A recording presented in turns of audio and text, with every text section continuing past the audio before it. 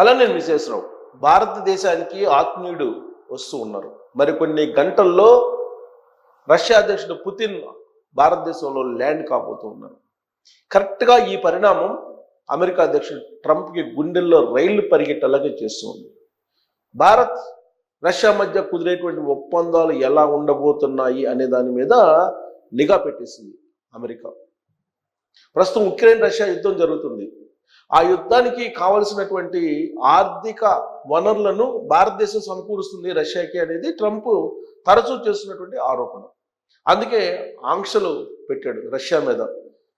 UAE నుంచి అలాగే Europe countries అన్నీ కూడా ఆంక్షలు పెట్టాయి. రష్యాని ఏకాకి చేయాలి అనేటువంటి ప్రయత్నం అమెరికా చేసింది. ఇలాంటి క్లిష్ట పరిస్థితుల్లో భారతదేశం రష్యాకి స్నేహితుడిగానే ఉంది. చిరకాలమైనటువంటి స్నేహితులు రష్యా భారత్ రెండు దేశాల మధ్య చిరకాల స్నేహం కొనసాగుతూ ఉంది. ఆ స్నేహాన్ని కంటిన్యూ చేస్తున్నారు ఎంత క్లిష్ట పరిస్థితులు ఉన్నప్పటికీ కూడా. రష్యా ఆయిల్ని కొనుగోలు చేస్తుంది. కొనుగోలు చేయొద్దు అని చెప్పి అమెరికా అధ్యక్షుడు ట్రంప్ ఆంక్షలు పెట్టాడు. 50% సుంకాలు విధించారు భారతదేశం మీద. అయినప్పటికీ తన స్నేహితుడి కోసం భారతదేశం నిలబడింది. గతంలో భారతదేశం కోసం రష్యా నిలబడింది. పాకిస్తాన్ భారత్ యుద్ధం సందర్భంలో 70sలో అప్పుడు రష్యా భారతదేశం పక్షాన నిలబడింది. భారతదేశానికి ఏదైనా దెబ్బ తగిలితే రష్యా తనకు కూడా దెబ్బ తగిలింది అనేటువంటి ఫీలింగ్ తోటి ఉంది. అంత అవినాభావ సంబంధం, అంత స్నేహభావం రెండు దేశాల మధ్య ఉంది. ప్రభుత్వాలు ఏమి ఉన్నప్పటికీ కూడా రెండు దేశాల మధ్య ద్వైపాక్షిక సంబంధాలు, సాంకేతికపరమైనటువంటి సంబంధాలు, రక్షణపరమైనటువంటి సంబంధాలు, వాణిజ్యపరమైనటువంటి సంబంధాలు చాలా బలంగా ఉన్నాయి. ప్రపంచంలో పెద్ద రష్యా, రెండో పెద్ద అమెరికా. ఈ రెండు దేశాలు అగ్రదేశాలుగా ఉన్నాయి. రష్యా కమ్యూనిస్ట్ దేశం, అమెరికా ప్రజాస్వామ్య దేశం. కానీ అమెరికా ఎప్పటికప్పుడు భారతదేశాన్ని కార్నర్ చేస్తూ వస్తూ ఉంది. ప్రస్తుతం పాకిస్తాన్ ఆర్మీ చీఫ్గా ఉన్నటువంటి మునీర్ ఆయన్ని రెచ్చగొడుతూ ఉంది. భారతదేశం మీద యుద్ధం చేయడానికి ఆయన ఊవిళ్ళు ఊరుతున్నారు అనేది ఇప్పుడు ఇమ్రాన్ ఖాన్ కూడా జైల్లో ఉండి మాట్లాడుతూ ఉన్నారు. మునీర్ ఊళ్ళు ఊరుతున్నాడు భారతదేశం మీద యుద్ధం చేయడానికి అని. ఇదంతా కూడా అమెరికా ఇచ్చినటువంటి సపోర్ట్ పాకిస్తాన్కి.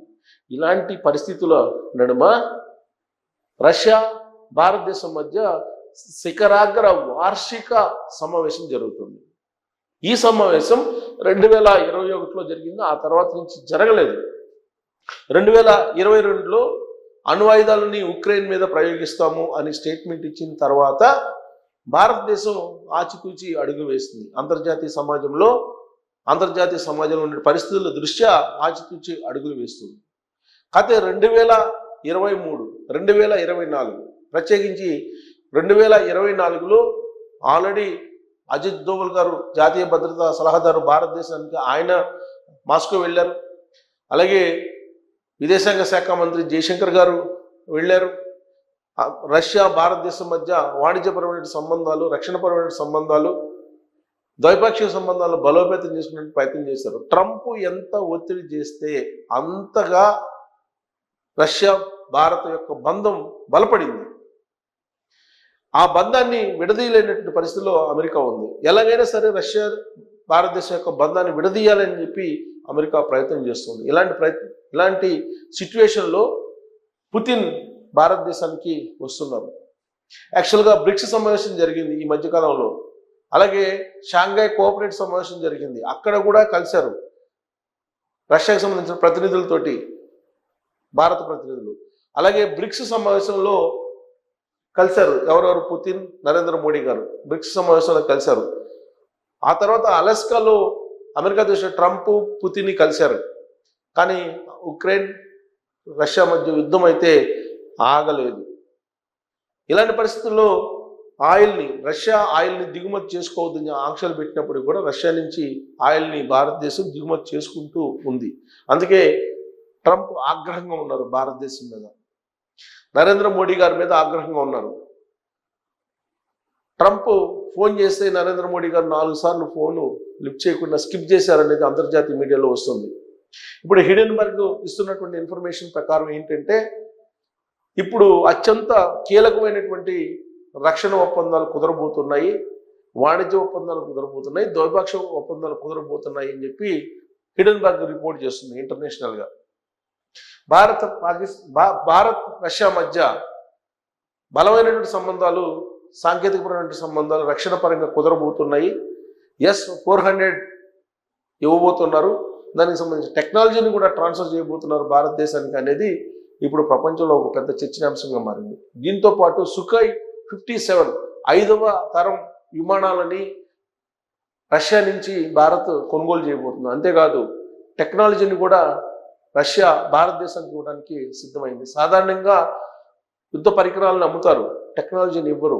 కానీ అత్యంత ప్రియమైనటువంటి స్నేహితుడిగా భారతదేశాన్ని రష్యా భావిస్తుంది. అందుకే రష్యా S-400 ఇవ్వటంతో పాటు మిసైల్స్ని S-400 ఇవ్వటంతో పాటు సుఖాయ్ 57కి సంబంధించిన టెక్నాలజీని కూడా ఇస్తుంది. ఆ టెక్నాలజీ ద్వారా మేక్ ఇన్ ఇండియా క్రమంలో విమానాలను మన దేశంలోనే తయారు చేసుకోవచ్చు. అలాంటి వెసులుబాటుని రష్యా భారతదేశానికి ఇస్తుంది, టెక్నాలజీని ట్రాన్స్ఫర్ చేస్తుంది. ఇలాంటి బలమైనటువంటి ఒప్పందాలు కుదరబోతున్నాయి. మరి కొన్ని గంటల్లోనే రష్యా అధ్యక్షుడు పుతిన్ ఇండియాలోకి అడుగు పెట్టబోతున్నారు. అందుకే అరాస్ సెనాట్ అనేటువంటి వెహికల్ ఈ వెహికల్లోనే పుతిన్ ఏ దేశానికి వెళ్ళినా కానీ ట్రావెల్ చేస్తూ ఉంటారు. మరొక వెహికల్ వాడరు. విదేశాలకు సంబంధించినటువంటి ఏ వస్తువులను కూడా ముట్టరు. రష్యా భద్రతా దళాలు ఆల్రెడీ ఇండియాలోకి దిగాయి. దాదాపు ఒక ప్రత్యేకమైనటువంటి టీం దిగింది. ఆయన యొక్క రక్షణకు సంబంధించినటువంటి ఏర్పాట్లను చేస్తూ ఉంది. అలాగే భారతదేశంలో ఉండేటువంటి కమాండర్స్ వాళ్ళకి సహకరిస్తూ ఉన్నారు. స్నైపర్లు, డ్రోన్స్, ఆర్టిఫిషియల్ ఇంటెలిజెన్స్ తోటి నిఘాను ఏర్పాటు చేస్తున్నారు. వాస్తవంగా అంతర్జాతీయ క్రిమినల్ కోర్టులో పుతిన్ మీద అరెస్ట్ చేయాలనే నోటీసులు ఉన్నాయి. ఇప్పుడు అంతర్జాతీయ క్రిమినల్ కోర్టులో భారతదేశం మెంబర్ కాదు కాబట్టి అలాంటి అరెస్టులు ఇలాంటివి ఏమి ఉండవు కాబట్టి భారతదేశానికి వస్తున్నారు అని అంటే కాదు. హిడెన్బర్గ్ రిపోర్ట్ ఏం చేస్తుందంటే అంతర్జాతీయ క్రిమినల్ కోర్టులో నాన్ బెయిలబుల్ వారెంట్లు ఉన్నప్పటికీ కూడా నేను ఏ దేశానికైనా వెళ్ళగలను అని అమెరికాకి సహకరిస్తున్న దేశాలకి సవాల్ చేయడానికి పుతిన్ ఈ టూర్ పెట్టుకున్నారు, ఈ టూర్కి వస్తున్నారు అనేది కూడా ఇంకొక వర్షన్ హిడెన్బర్గ్ చెప్తూ ఉంది. లాస్ట్ ఇయర్ మంగోలియా వెళ్ళారు రీసెంట్గా. Mongolia international criminal court member Mongolia. కానీ మంగోలియా అరెస్ట్ చేయలేదు, పుతిన్ని అరెస్ట్ చేయడానికి సాహసించలేదు. అందుకే మంగోలియా మీద ఇప్పుడు ఆంక్షలు పెట్టింది. అంతర్జాతీయ క్రిమినల్ కోర్టులో నోటీసులు ఉన్నటువంటి వాళ్ళని ఆహ్వానించారు కాబట్టి మంగోలియా మీద ఆంక్షలు పెట్టింది అమెరికా. కానీ భారతదేశానికి అలాంటి పరిస్థితి లేకపోయినప్పటికీ కూడా భారీ భద్రతా ఏర్పాట్ల నడుమ పుతిన్ పర్యటిస్తూ ఉన్నారు. ఈ పర్యటన ఎలా జరుగుతుంది అనేది ప్రపంచవ్యాప్తంగా చూస్తున్నారు. ప్రత్యేకించి అమెరికా, అలాగే యూరోపియన్ కంట్రీస్ ఇవి చూస్తున్నాయి. ఎందుకంటే యూరోపియన్ కంట్రీస్కి భారతదేశం, రష్యా ఒకటిగా ఉండడం ఇష్టం లేదు. అట్ ద సేమ్ టైం మీకు పసిఫిక్ దేశాలకి అలాగే ఆసియా దేశాలకి మధ్య చైనా అవసరం ఉంది అమెరికాకి. అందుకే ఇప్పుడు చైనాతోటి భారతదేశంతో సమన్వయంగా నడిచే ప్రయత్నం చేస్తుంది. కానీ మారినటువంటి పరిస్థితుల దృష్ట్యా రష్యా, చైనా, ఇండియా ఒకటిగా కనిపిస్తున్నాయి. అందుకే ట్రంప్ భారతదేశం పట్ల ఆగ్రహంగా ఉన్నారు. చైనాని నమ్ముకుంటే మునిగిపోతారు, రష్యాని నమ్ముకుంటే మునిగిపోతారు, రష్యాది డెడ్ ఎకానమీ, భారతదేశానికి డెడ్ ఎకానమీ, ఆ రెండు దేశాలు మునిగిపోతాయి అని చెప్పి చెప్తూ ఉన్నారు. కానీ పుతిన్ భారతదేశాన్ని ఆదుకోవడానికి వస్తూ ఉన్నాడు. అగ్రరాజ్యానికి అధినేత ఆయన ఏ విధంగా ఆదుకోబోతున్నాడు అని అంటే భారతదేశానికి వాణిజ్య లోటు ఇప్పుడు పెరిగిపోయింది అమెరికా ఆంక్షలు పెట్టినటువంటి కారణంగా. భారతదేశం నుంచి ఉత్పత్తులను ఎగుమతి చేసుకోవడానికి రష్యా అనుమతులు ఇవ్వబోతుంది రాబోయేటువంటి రోజుల్లో.